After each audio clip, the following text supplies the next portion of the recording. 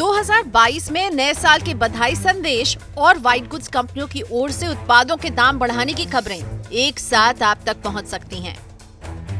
महंगाई की आग में घी का काम दरअसल कमोडिटी की कीमतें कर रही हैं। कॉपर, एल्यूमीनियम, निकल समेत तमाम कमोडिटीज की कीमतें दरअसल बीते एक साल में तेजी से बढ़ी हैं। आने वाले दिनों में भी इनमें नरमी के कोई संकेत दिखाई नहीं दे रहे। यही वजह है कि बजट में सरकार की ओर से इन पर आयात शुल्क कम करने के संकेत मिल रहे हैं।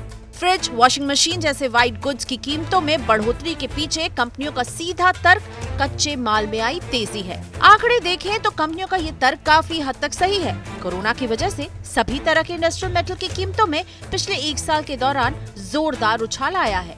उत्पादों के तैयार करने के लिए इंडस्ट्री कॉपर, एल्यूमीनियम, निकल, लेड और जिंक जैसे बेस मेटल का इस्तेमाल करती हैं। इनके अलावा स्टील का भी ज्यादा इस्तेमाल होता है। साल भर में बेस मेटल्स के दाम 19% से लेकर 41% तक बढ़े हैं और स्टील भी 15-16% तक महंगा हुआ है।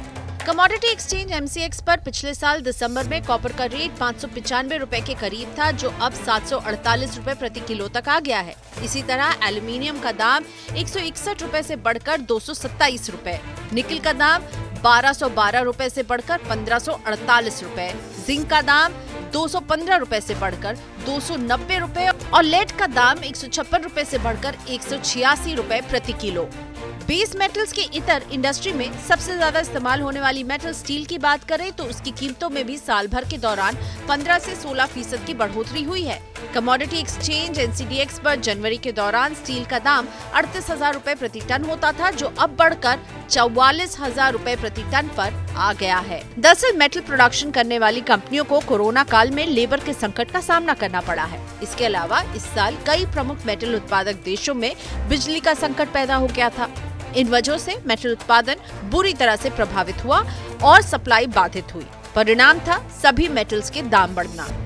बाजार विशेषज्ञों का मानना है कि मेटल्स के दाम 2022 की पहली तिमाही तक बढ़ते रहेंगे। केडिया एडवाइजरी के डायरेक्टर अजय केडिया का कहना है कि 2022 की दूसरी तिमाही में ही मेटल्स की सप्लाई ठीक होगी और पहली तिमाही में भी दाम 5 से 6% बढ़ सकते हैं।